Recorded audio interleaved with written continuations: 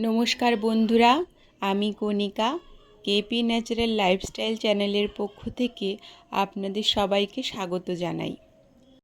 আশা করি আপনারা সকলেই ভালো আছেন, সুস্থ আছেন। আজ আমি একটা আমের আচারের রেসিপি নিয়ে আপনাদের সামনে হাজির হলাম।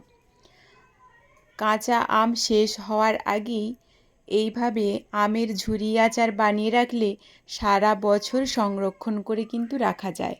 আর এই আচার আমরা যে কোনো কিছুর সাথেই খেতে পারি, এমনকি মুড়ি ভাত সব কিছুর সাথে মাখিয়েও আমরা খেতে পারি। চলুন তবে রেসিপিটা শুরু করা যাক। আমি এখানে 1.5 কিলো মতো আম নিয়েছি। আপনারা আপনাদের প্রয়োজন অনুযায়ী আম নিয়ে নেবেন। এই আমগুলোকে আমি এখন ভালো করে ধুয়ে নিয়েছি। এরপর আপনারা চাইলে গ্রেটারের মাধ্যমেও গ্রেট করে নিতে পারেন।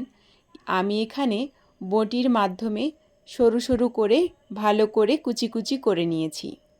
কুচি কুচি করা হয়ে গেলেই ওর মধ্যে থাকা এক্সট্রা যে জল, সেই জলটা একটা নেটের মাধ্যমে বা একটা ভালো সুতির কাপড়ের মাধ্যমে ছেঁকে নিতে হবে, যাতে একটুও জল না থাকে।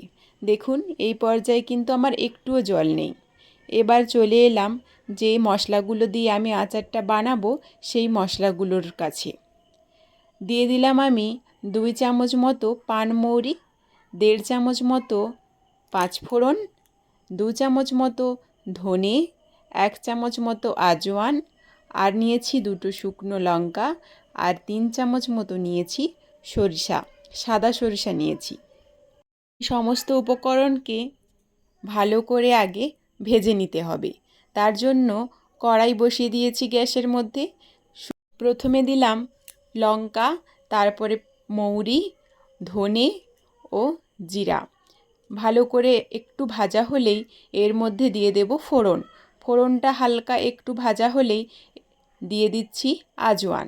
জোয়ানটাও হালকা ভাজা হওয়ার পর সবশেষে আমি দিচ্ছি সরিষা। সরিষাটা দেওয়ার পরে বেশি ভাজা যাবে না, এরপরেই নামিয়ে নিতে হবে। এবারে আমি এগুলোকে ভালো করে গুঁড়ো করে নেব। হালকা গোটা রেখে অবশ্য গুঁড়ো করব। কড়াইতে বসিয়ে দিয়েছি তেল। তেলটা আমি ভালো করে গরম করে নেব। এখানে ফেনা ভাব দেখতে পাচ্ছি। ফেনাটা যখনই কেটে যাবে ভাববো তেলটা আমার পুরোপুরিভাবে গরম হয়ে গেছে। দেখতেই পাচ্ছি তেলটা গরম হয়ে গেছে। এই অবস্থায় আমি গ্যাস থেকে কড়াটা নামিয়েই দিয়ে দিলাম তেলের মধ্যে লঙ্কা আর 1 মুঠো রসুন, আর দিয়ে দিলাম একটা তেজপাতা কুচিয়ে, আর দিয়ে দিলাম ফোড়ন। তার মধ্যে আবারও দেব হলুদের গুঁড়ো, আর দেব লঙ্কার গুঁড়ো। এখানে আমার তেলটা একদমই রেডি হয়ে গেছে। একটু ঠান্ডা হওয়ার জন্য আমি দেব। জল ঝরিয়ে রাখা যে আমটা ছিল, এই আমের মধ্যে আমাকে সমস্ত উপকরণ একে একে মিশিয়ে দিতে হবে। এখানে আমি 4 চামচ মতো লবণ নিয়েছি, আপনারা বাড়িয়ে কমিয়ে নেবেন। 1 চামচ মতো নিয়েছি কাশ্মীরি লঙ্কার গুঁড়ো, যাতে কালারটা খুব সুন্দর আসে। 1/2 চামচ মতো নিয়েছি এমনি লঙ্কার গুঁড়ো, 1/2 চামচ মতো নিলাম হলুদের গুঁড়ো, 1/2 চামচেরও কম নিয়েছি চাট মশলা, আর দিয়ে দিচ্ছি আগে থেকে ভেজে রাখা গুঁড়ো করে রাখা যে মশলাটা, সেই মশলা আমি অর্ধেকের একটু বেশি দিচ্ছি। দিয়ে ভালো করে এটাকে মাখিয়ে নিতে হবে। সব আমের মধ্যে যেন ভালো করে মশলাটা ঢোকে, সেরকমভাবেই আমি মাখিয়ে নিচ্ছি। তারপরে দিতে হবে 4 থেকে 5 চামচ মতো ভিনিগার, যেটা দিলে সারা বছর আপনার এই আচার ভালোভাবে থাকবে। বছর কেন বলছি, 2 থেকে 3 বছর এমনিতেই রয়ে যাবে এই আচার। তারপরে দিচ্ছি ভেজে রাখা তেল। তেলটা ভালো করে অবশ্য ঠান্ডা করেই দিতে হবে, গরম তেল একেবারেই দেওয়া যাবে না। তো ভালো করে আমের মধ্যে তেলটা মাখিয়ে দিচ্ছি। পুরো তেল আমি একসাথে দিচ্ছি না। এবারে করতে হবে কি, একটা কাঁচের জারের মধ্যে আচারটা আমি সংরক্ষণ করে রাখব।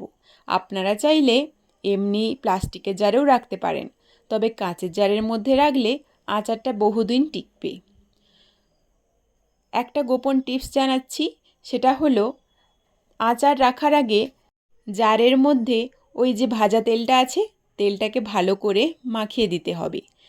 তা না হলে ওর সাইডে যে আচারের উপরে ছত্রাক ফুটে যায়, সেটা হয়ে যেতে পারে।